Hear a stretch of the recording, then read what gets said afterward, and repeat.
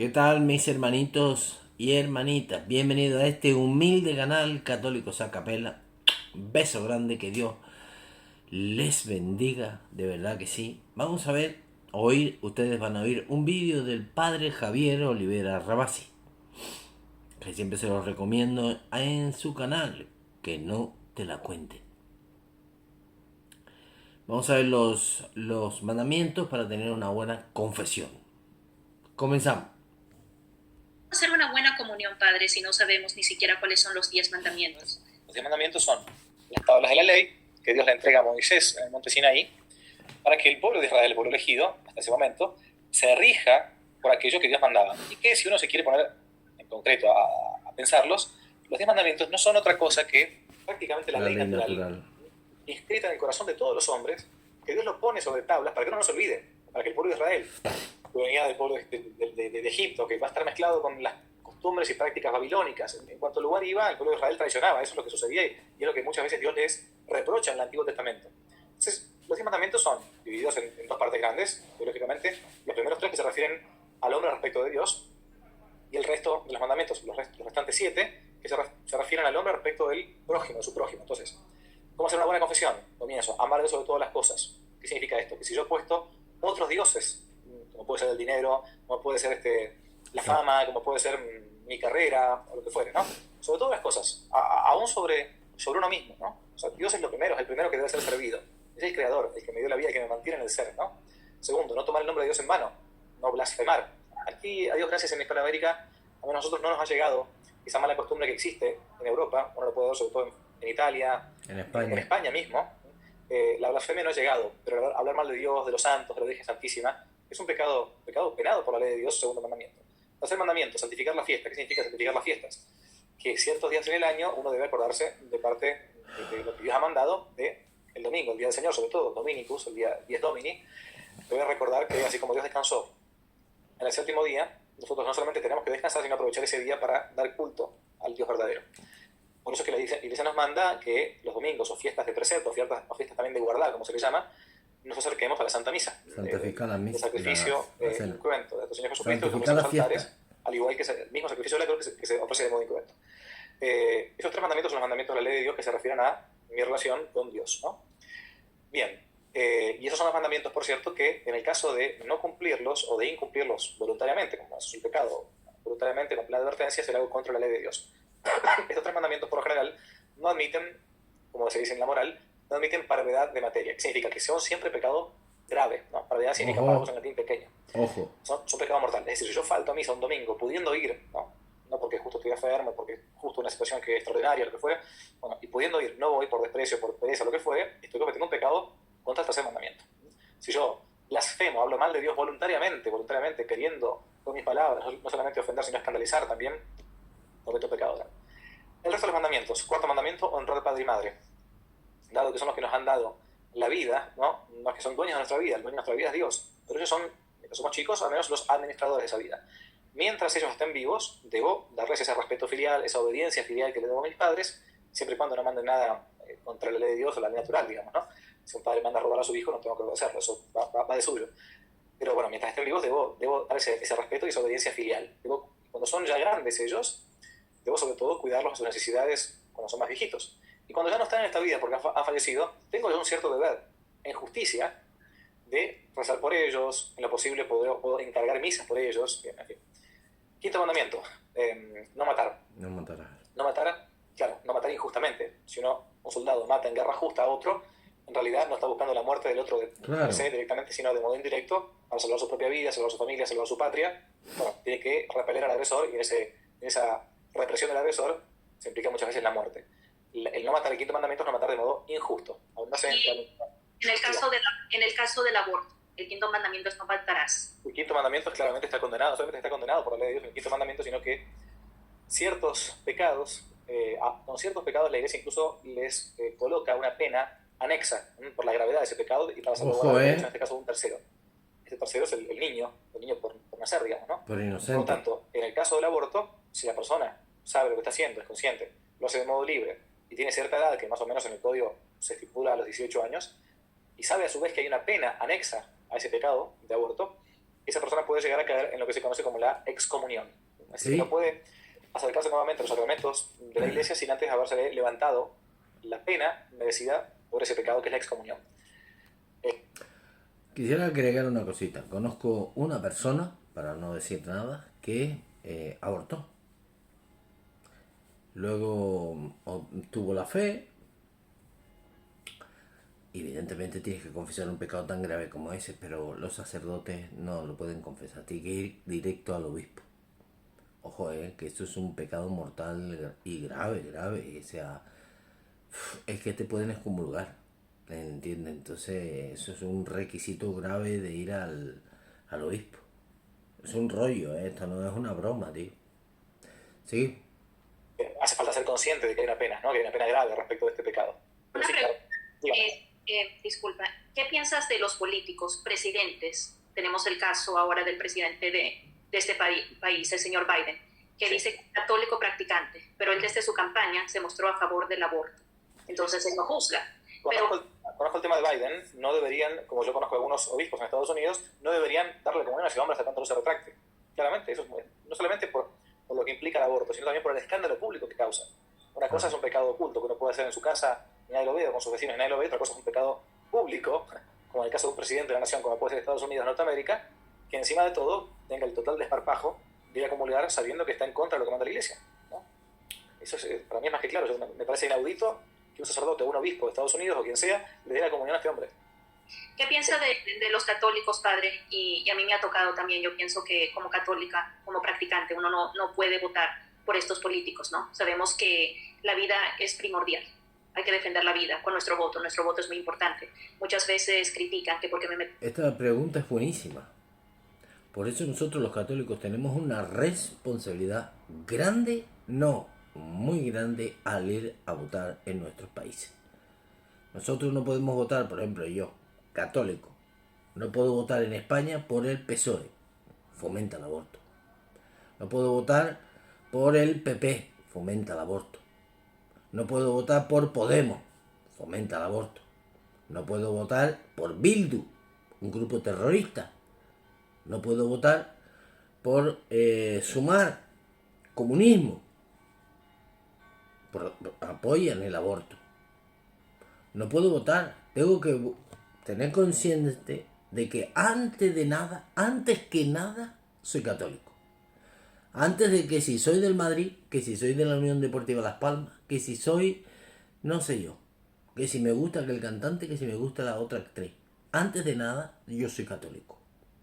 Entonces, lo que no puede ser es que tu ideología esté chocando con la iglesia.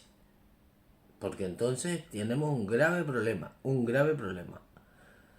Ojo a quien se vota. Ojo a quien se vota. Porque esa responsabilidad, igual no estás pecando contra un mandamiento, pero estás saltándote lo que te dice la iglesia. Ojo. Ojo. A veces ir a votar y echar una papeleta en blanco es mucho mejor. Por ejemplo, en España hay un partido que claramente se define como que es pro vida. Vox. Yo voté a Vox porque es pro vida.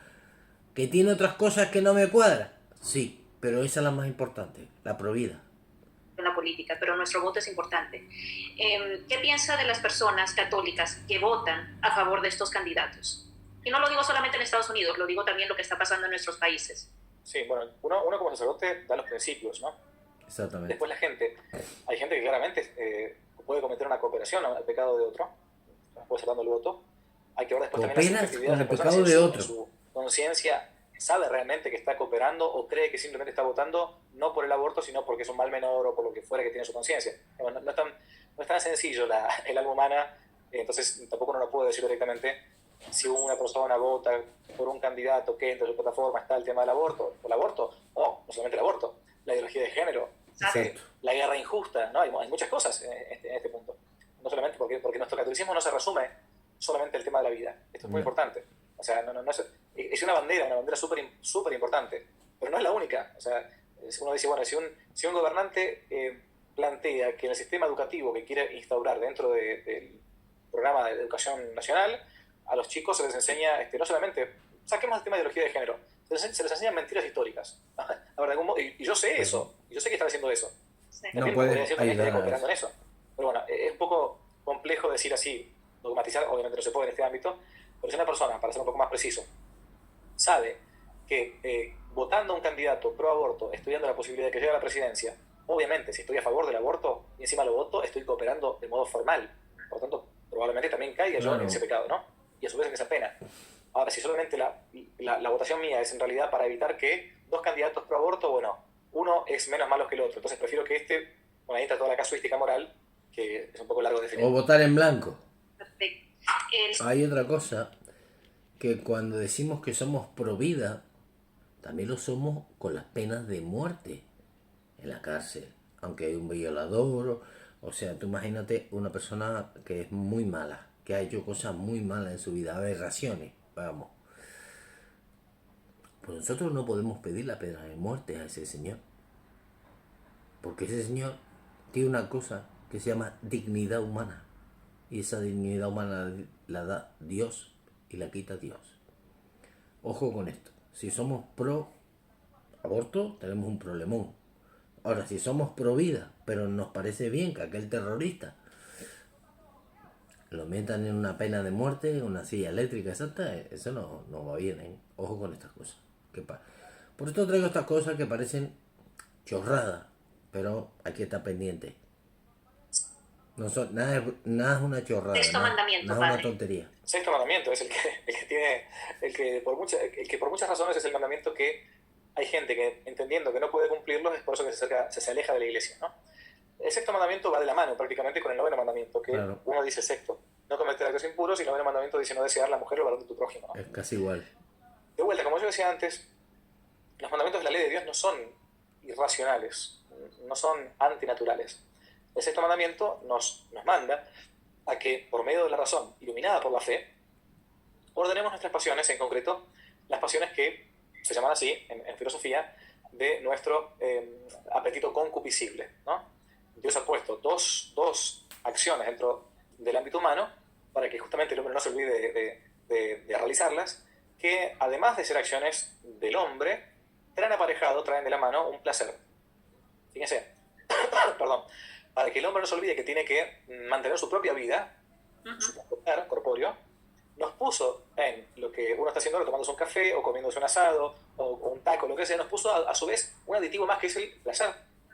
Para que si fuese horrible comer y nadie comería y nos moriríamos de Está muy inanición, bonita esta, ¿no? ¿eh? Está muy Lo buena. mismo pasa con la generación de la prole, la generación de la propia especie, ¿no? De tener Si hijos. fuese un espanto tener relaciones sexuales, entonces a la estaría arreglado. segunda de cambio nadie tendría hijos, porque la verdad que es el modo habitual, natural, de que los seres humanos vengan al mundo. Y Dios en su infinita sabiduría puso en estas dos cosas, que no son cosas malas, eso es algo muy bueno.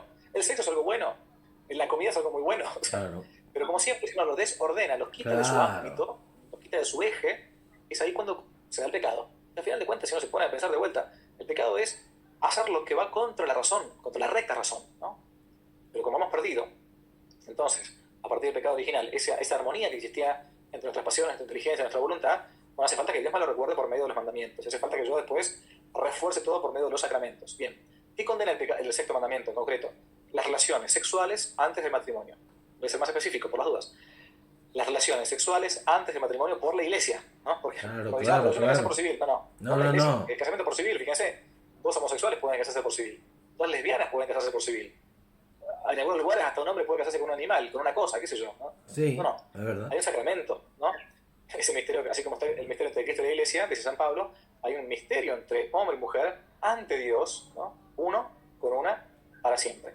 Por lo tanto, las acciones previas al matrimonio que varón y mujer realicen, no una muestra de afecto buena, un beso, un abrazo, una caricia, normal, digamos, Un muestras beso. normales de Son afecto cosas normales. entre novio y novia, no va a estar como si fuera con una especie de chaleco de fuerza, digamos, puesto, no, es mi novia, digamos, ¿no? Pero aquella, sobre todo la relación sexual consumada y las caricias que ya pasan de ser una mera afectividad y comienzan a ser una especie de juego erótico, van contra este sexto mandamiento, que es no cometer Qué buena actos explicación, impuros. ¿eh? Padre, le tengo una pregunta del doctor Cecil, médico argentino. Dice, muchas parejas conviven antes de casarse. ¿Qué puede significar esto ante los ojos de Dios? Es un pecado. Tienes Bueno, que miren, confesarte. a ver, muchas parejas ni siquiera saben, lo digo por experiencia, ni siquiera saben que convivir teniendo relaciones como si fuera marido y mujer. Claro, Vamos a- es un más claros. pecado. Muchas parejas ni siquiera saben que convivir antes del matrimonio como si fuera marido y mujer, no saben ni siquiera que sea un pecado, ¿no? Exacto. No lo saben. ¿Por qué? Porque, bueno, porque han tenido una paupérrima catequesis, Correcto. porque se escudan en que, bueno, todo el mundo lo hace, entonces ¿cómo Bueno, va a estar yo mal no si todo el mundo lo hace, sabía. ¿no? Pero a ver, si saben que eso está condenado por la ley de Dios, no por los curas, sino por los mandamientos, a eso Claro. me refiero, no por los 10 mandamientos. Uno de los mandamientos es ese, el sexto. Entonces, bueno, cometer un pecado grave, un pecado mortal, ¿no? A su vez también son pecados contra la pureza, los cometidos no solamente en compañía de otro o de otra, sino los cometidos en soledad. La masturbación es un pecado mortal.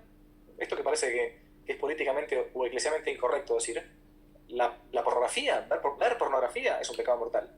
¿Qué significa pecado mortal? Que yo no puedo acercarme a comulgar el cuerpo de Cristo sin antes haberme arrepentido y confesado, ¿no? A eso me refiero cuando digo un pecado grave, pecado mortal. Bien, estas cosas que por lo general ya hoy por hoy no se dicen, se escuchan. No se escucha mucho. Y justamente la hermana Carlota de Colombia. Quiero decir una cosita, sobre todo para nosotros los hombres. Cuando caminamos por la calle y vemos una mujer hermosa, nosotros pecamos por los ojos. El hombre peca por los ojos, el hombre peca por ver, el hombre quiere ver. La mujer no, la mujer peca por el oído, para que le regalen el pajarito, pi, pi, pi, pi, pi. ¿El problema cuál es? El problema es que tú vas caminando por la calle y a lo mejor delante de tu supermercado, del supermercado que vas a pasar, sale una chica con una parte trasera impresionante, muy llamativa. ¿Qué tienes que hacer? Porque eso es así. Automáticamente tienes que quitar la vista. Tienes que quitar la vista. Si tú la miras con deseo, ya pecaste, hermano. Ya pecaste, hermano. Yo he confesado esas cosas que me han pasado, de salir así, y claro, voy con la música, con los auriculares, mirando hacia abajo, y pasa la chica y ¡pum! Miras así. Entonces yo lo hablé con el sacerdote mío, lo digo para los hombres. Y él me dijo que hay que quitar la vista. Hay que quitar la vista porque desde el momento que tú te mires y la mires con deseo, pero porque eso es así. Esa mirada de deseo es así. Y ya pecaste. Entonces lo que hago directamente es quito la mirada. Directamente. Lo primero que hago es nosotros tenemos que ser conscientes. Nosotros tenemos que ser conscientes. Igual que la mujer que se saca con bikini en Instagram para que muchos hombres le digan muchas cosas aún estando casada. Ojo, chicas con eso, que eso también es pecado. Eso también es pecado. Ojo, tenemos que tener conciencia de que Dios tiene un orden natural de las cosas. Dios creó, el plan de Dios era perfecto. El ser humano, fijaros, o leer el Génesis en los primeros capítulos. Los 3 primeros, antes de que nazcan los hijos de Adán y Eva. Ellos vivían, ¿sabes? Una belleza, una naturalidad, un amor puro al 100%, como el que Dios nos tiene a nosotros, un amor puro. Luego se rompió todo, ¿no? Pero, ojo, porque ya eso lo dijo Jesús. El que mira con deseo a otro, ya pecó en su corazón. También lo digo, ojo, sobre todo los hombres, porque eso es una cosa natural en un hombre. Eso no es que tú tienes que ir con una venda como los caballos. No es que tengas que ir con los ojos tapados, no, pero tienes que entender que si te llamó la atención es por algo. Automáticamente quita la vista. Automático.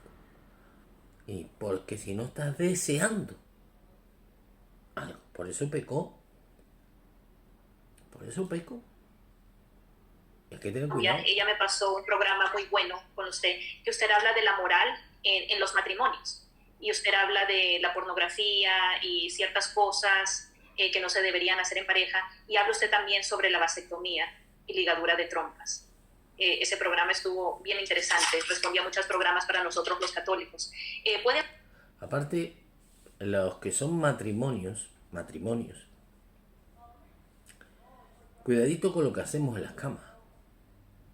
Cuidadito con lo que hacemos en la cama si creemos que somos católicos y estamos casados y está legal. Vale, está bien. Pero para decirlo así, para que no suene mal, lo que tú hagas con tu mujer en la cama o con lo que tú hagas con tu esposo en la cama no tiene que ser una película porno.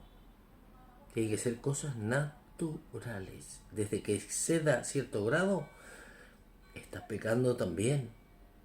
Estás pecando también. Otra cosa que me he encontrado con una persona que me dice, pero eso es pecado. Tomar píldoras del día después anticonceptivas. Si tú estás casada por la iglesia, tú tienes que esperar y saber que puedes tener un hijo. Si tú tomas una pastilla para no contraer o no tener un hijo, anticoncepción, antes de la concepción, pues estás apartándote, por así decirlo, por no decir una palabra, apartándote del plan que Dios tiene contigo. No, es que yo ahora mismo queremos estar los dos solos, estamos bien así. No es que no hay dinero, ya. Castidad es otra opción. Pero es que esas amargas, castidad. Pero es que tienes que ser honesto. Tienes que ser honesto. Ojo, ojo, ojo. Esto no son bromas, nos estamos jugando la salvación de nuestras almas. Hablarnos de la pornografía, la vasectomía y ligadura de trompas para los matrimonios católicos. Bueno, haría falta varios programas para esto, pero bueno, la pornografía es el consumir pornografía, yo no voy a decir nada nuevo, digamos, ¿no? Es excitarse con la visual. Estás deseando sonido, otra cosa, eso es pecado de la relación sexual de un varón con una mujer, o de un varón con un varón, o de una mujer con una mujer. Puede ser pornografía heterosexual, pornografía homosexual, porque la verdad que hay de todo. Y en el caso de que uno... Porque el pecado no está solamente en la parte exterior, basta con el pensamiento interior. Por eso nuestro Señor dice, noveno mandamiento, no desear la mujer de tu prójimo, o el varón de tu prójimo. Si ves pornografía estás deseando eso. Aquel que miró a una mujer deseándola en su corazón, ya cometió adulterio con ella en su corazón. ¿Viste? Lo mismo va para la mujer, aquel que miró a otro deseándolo en su corazón. Bueno, si esto mismo, nuestro Señor Jesucristo dice esto respecto de una mujer, y no hablamos acá de pornografía, ¿no? Una mujer mal vestida por la calle, que el hombre se le va la vista, y una cosa es irse la vista, otra cosa es consentir a eso, o desnudar a la mujer o al varón con la vista, ¿no? Acá decimos una frase muy, muy coloquial, muy de la calle, que es hacerse la cabeza, ¿no? Hacerse la cabeza significa eso, ¿no? Contarte una película. Hacerse los ratones, ¿no? Con una persona. Bueno, ahí ya cometió adulterio en su corazón. Claro. Si eso sucede con alguien normal, como decía Jesús, ¿no? Mucho más con la pornografía. Claro. En cuanto a la ligadura de trompas y la vasectomía, son dos métodos artificiales de la posibilidad de que venga vida en una relación sexual. Entendido esta relación sexual, obviamente, entre marido y mujer casados por la iglesia. Claro. Porque si ya de entrada esa relación sexual no es de un matrimonio católico, bueno, ya por lo menos, por lo pronto, hay pecado de fornicación. Se llama así. La relación sexual consumada fuera del matrimonio se llama fornicación. Y si una persona está casada, aparte de fornicación, puede ser fornicación y adulterio. Son dos pecados distintos.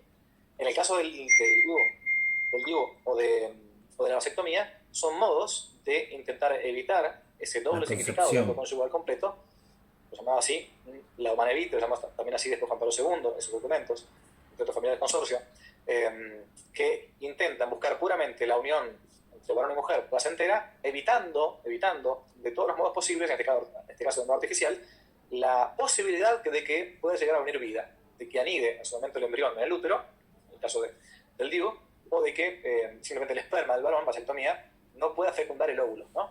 En ambos casos son pecados contra la vida, ¿no? Aunque no sean pecados directamente, en algún caso, en el caso del DIU puede ser que algunos sean, prácticamente muchos se son abortivos, ¿no? Porque expulsan directamente el embrión. No dentro de este tema, no es especialidad, así que no quiero meterme demasiado.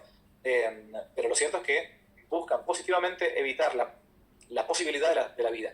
Y por eso están desvinculando uno de los dos fines, a su vez, también del matrimonio, que es la prole, llamados significados, que es la potencia o la posibilidad de engendrar vida. Claro. Nos quedamos, bueno, el sexto mandamiento, falta el séptimo, el octavo, el noveno y el décimo. Estamos en el séptimo. El séptimo mandamiento es el que cometen los políticos. El séptimo mandamiento es no robar, ¿no? Bueno, no todos los políticos, hay algunos políticos que no roban, ¿cierto?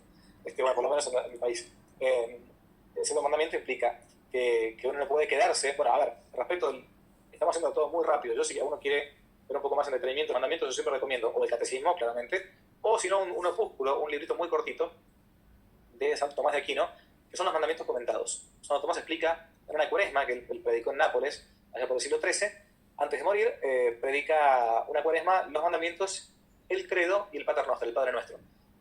Vale la pena que lo conozcan. Y si no, el catecismo. Pero ¿por qué digo que estoy haciendo rápido? Porque, por ejemplo, en el quinto mandamiento, que es no matar, también acá entra el odio.